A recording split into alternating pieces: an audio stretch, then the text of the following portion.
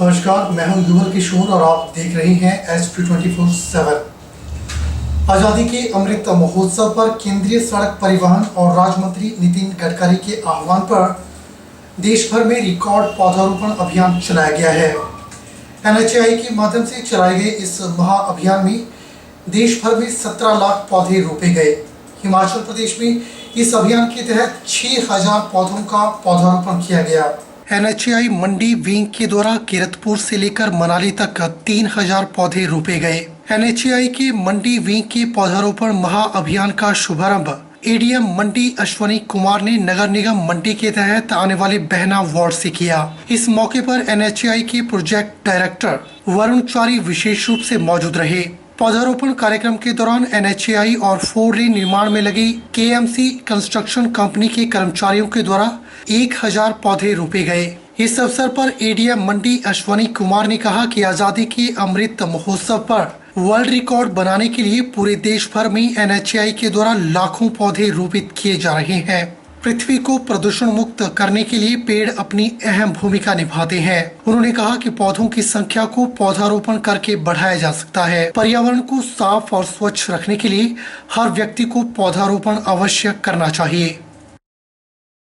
आज़ादी का अमृत महोत्सव पर्व के तहत ये वर्ल्ड रिकॉर्ड बनाने के लिए एक अटैम्प्ट है और इसमें NHAI के द्वारा पूरे हिमाचल में 6000 प्लांटेशन की गई है।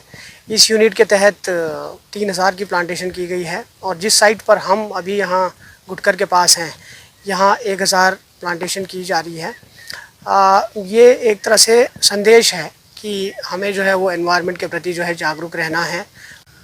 आज जो है आज़ादी के 75वें सालगिरह पर आज़ादी का अमृत महोत्सव में इंडिया में टोटल 17 लाख पौधे लगाए जा रहे हैं, जिसमें हिमाचल में हम लोग 6000 लगा रहे हैं और मेरे यूनिट के अंदर 3000 प्लांटेशन हो रही है। ये एक संदेश है कि जो एनवायरनमेंट है, प्लांटेशन है, वो कितना इम्पोर्टेंट है हमारे सभी के लिए। कांग्रेस के द्वारा भाजपा को बताए गए डूबते जहाज पर तीखी प्रतिक्रिया देते हुए हिमाचल प्रदेश भाजपा के सह मीडिया प्रभारी रजत ठाकुर ने कहा कि कांग्रेस के नेता पूरी तरह से बौखलाहट में है और सिर्फ मीडिया की सुर्खियां बनने के लिए इस तरह की अनाप शनाप बयानबाजी कर रहे हैं। हिमाचल प्रदेश भाजपा के सह मीडिया प्रभारी रजत ठाकुर ने कहा कि कश्मीर से लेकर कन्याकुमारी तक कांग्रेस का जहाज पूरी तरह से डूब चुका है। कांग्रेस के जहाज में इतने ज्यादा छेद हो चुके हैं कि इसमें सवार नेता अब कूदकर अपनी जान बचाने में लगे हुए हैं। उन्होंने कहा कि भाजपा इस समय देश की ही नहीं बल्कि विश्व की सबसे बड़ी पार्टी है, जिसके पास 20 करोड़ से ज्यादा सदस्य हैं। सबसे ज्यादा विधायक, सांसद और राज्यसभा सांसद इस समय भाजपा के ही हैं। ऐसे में भाजपा के प्रति कांग्रेसी नेताओं की इस तरह की बयानबाजी हास्यास्पद नजर आती है। उन्होंने कांग्रेस को नसीहत दी कि कांग्रेसी नेता अपने डूबते जहाज को बचाने की नाकाम कोशिश करें और भाजपा को कोसना बंद करें। रजत ठाकुर ने कहा कि मुख्यमंत्री जयराम ठाकुर के नेतृत्व में प्रदेश में अभूतपूर्व विकास हुआ है। हर गांव और प्रदेश के हर कोने तक विकास की बयार बही है। आगामी चुनावों के दौरान लोगों को गुमराह करने के लिए कांग्रेसी इस प्रकार की बयानबाजी कर रहे हैं, जिससे उन्हें कुछ भी हासिल नहीं होने वाला है। कांग्रेस पार्टी के नेताओं ने पिछले दिनों भारतीय जनता पार्टी को डूबता जहाज कहा है। मैं इसका खंडन करता हूं और मैं कांग्रेस के नेताओं को ये बताना चाहता हूं कि डूबता जहाज भारतीय जनता पार्टी नहीं बल्कि कांग्रेस पार्टी है, क्योंकि कांग्रेस पार्टी कश्मीर से लेकर कन्याकुमारी तक अपना जनमत खो चुकी है। यही वजह है कि 2019 के चुनावों में जहां कांग्रेस पार्टी का ग्राफ नीचे गिरते गिरते 40 तक पहुंच गया है और आने वाले समय में कांग्रेस पार्टी और नीचे जाएगी और जो एक संकल्प पूरे देश ने लिया है कि कांग्रेस मुक्त भारत, उस ओर जो है वो भारतीय जनता पार्टी बढ़ रही है।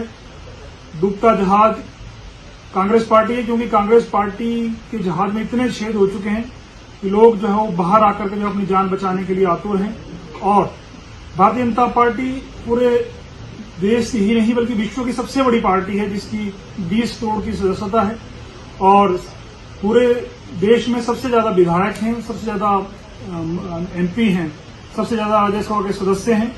इसलिए मैं कांग्रेस पार्टी के नेताओं को ये चेताना चाहता हूं कि ऐसी बयानबाजी बंद करें। केवल मात्र खबरों में रहने के लिए, मीडिया में बने रहने के लिए जो है वो ऐसी उटपटांग बयानबाजी जो है वो बंद की जाए। मन में कुछ करने की चाह हो या फिर दिल में जनता के प्रति प्रेम हो तो आप जनता के दिल से निकल ही नहीं सकते। कुछ ऐसा ही जज्बा देखा गया है समाज सेवी संजीव भंडारी में।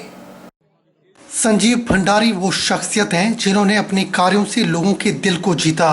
कहीं पर भी अगर किसी को मदद की दरकार होती है तो वो किसी राजनीतिज्ञ, मंत्री या विधायक के पास नहीं जाते, बल्कि सीधे संजीव भंडारी के पास आ पहुंचते हैं। वहीं जब हमने संजीव भंडारी से राजनीति में आने की बात पूछी तो उनका क्या जवाब था, आइए जानते हैं उन्हीं की जुबानी।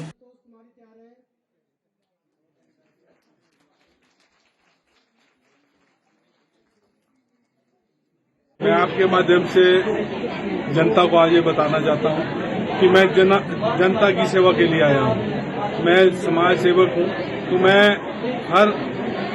हर व्यक्ति से और अपने समाज के हर जुड़े हुए लोग से ही चाहता हूँ कि पहले हमें समाज की सेवा करने का समय मिले और ऐसे ही हम सब इकट्ठा हों और एक दूसरे की मदद करते रहें। राजनीति एक दूसरा पहलू है, ये कब घटित होगा ये किसी को पता नहीं है।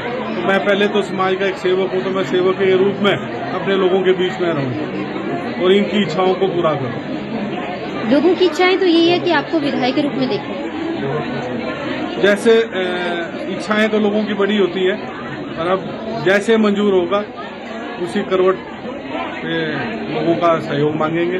और ज्यादा ना राजनीति की तरफ बढ़ते हुए मैं समाज की सेवा करता रहूँ, ताउम्र जब तक नहीं हूँ। मैं कल भी इन्हीं का था, आज भी इन्हीं का हूँ और कल भी इन्हीं का रहूँगा। मान के चले कि अगर पब्लिक का आपके ऊपर दबाव पड़ता है तो आप राजनीति में आ सकते हैं। यदि ऐसा दबाव रहेगा तो मैं जनता की सेवा में तत्पर रहूँगा।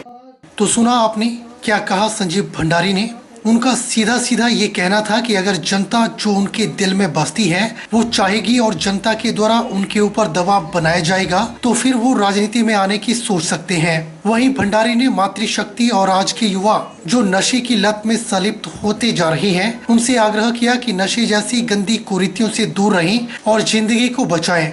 भंडारी ने कहा कि हमें अपने समाज को नशे से मुक्त करने के लिए एकजुट होना होगा, तभी हम अपने समाज को बचा सकते हैं। वहीं जब उनसे पूछा गया कि क्या उन्होंने सरकार से नशे के सौदागरों को रोकने के लिए सरकार से बातचीत की तो उनका क्या कहना था, आइए सुनते हैं। और ये जो नशे की कुरीतियां हैं इनको दूर करने में हम सब इकट्ठा हों। हमें तो हम लोग इतने बड़े हैं नहीं कि हम लोग सरकार के बीच में जाएं, पर हमने अपने युवाओं को कम से कम कोई 5-6 साल से मैं बार बार इनके बीच में हर साल जाता हूँ और इनको मैं यही समझाता हूँ और यही इनसे बार बार प्रार्थना करता हूँ और कामना करता हूँ कि ये नशे से दूर रहें। क्योंकि हमारे बीच में ये जो चीता जो एक चीता नशा है, ये जो 4-5 सालों से विकसित हुआ है और हमारे युवाओं को ये नशे की आगोश में लेता जा रहा है, जिनकी कई संतानें खो गई। तो मैं सरकार से भी यही आह्वान करूंगा और यही आग्रह करूंगा कि आप जितना जल्दी हो सके इन कारोबारियों पे शिकंजा कसें और हमें जहाँ कहीं हमारे जैसे लोगों की जरूरत है हम सब आपके साथ कंधा मिला के। बता दें कि आए दिन जिस तरह से संजीव भंडारी लोगों से मिल रहे हैं, उनकी मांगों को अपने पैसों से पूरा कर रहे हैं, ये उन लोगों के लिए एक बड़ी चुनौती हो सकती है जो सरकार के नाम पर सिर्फ राजनीतिक रोटियां सेक रहे हैं, वो चाहे फिर किसी पार्टी के विधायक हों या फिर कोई बड़े नेता। बिलासपुर जिला की कलर पंचायत के गांव कोट में आज भी लोगों को मरीजों को सड़क तक पहुंचाने के लिए पालकी या चारपाई का सहारा लेना पड़ रहा है और कड़ी मशक्कत के साथ अपने मरीज को सड़क तक पहुंचाना पड़ता है। हम बात कर रहे हैं विकास खंड सदर बिलासपुर के ग्राम पंचायत कलर के कोट गांव की, जहां पर एम्बुलेंस रोड को एक परिवार के द्वारा किसी विवाद को लेकर बंद कर दिया गया।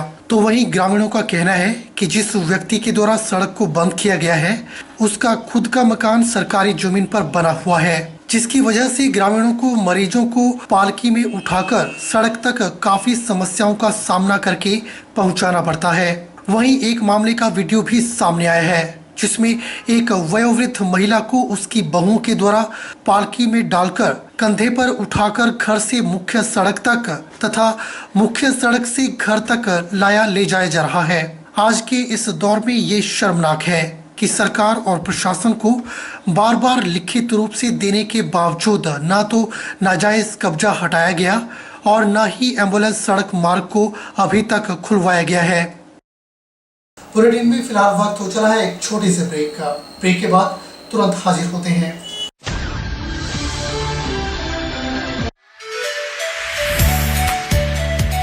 Abhilashi Group of Institution, Nashok, Mandi, Himachal Pradesh. Admission open 2022-23 for BTech Civil Electrical Computer Science Engineering, Diploma Civil Electrical Engineering, B Pharmacy, Regular and Lateral Entry, ANM, GNM, BSc Post Basic BSc and MSc Nursing, ITI in Electrician, Sanitary Health Inspector, Solar Technician, Electrical, Fitter, MSc Physics, Chemistry, Botany and DLEd, JBT and B.Ed at Abhilashi College of Education, the only B.Ed college in Himachal Pradesh with NAC A grade. Scholarship assistance available. Contact for admission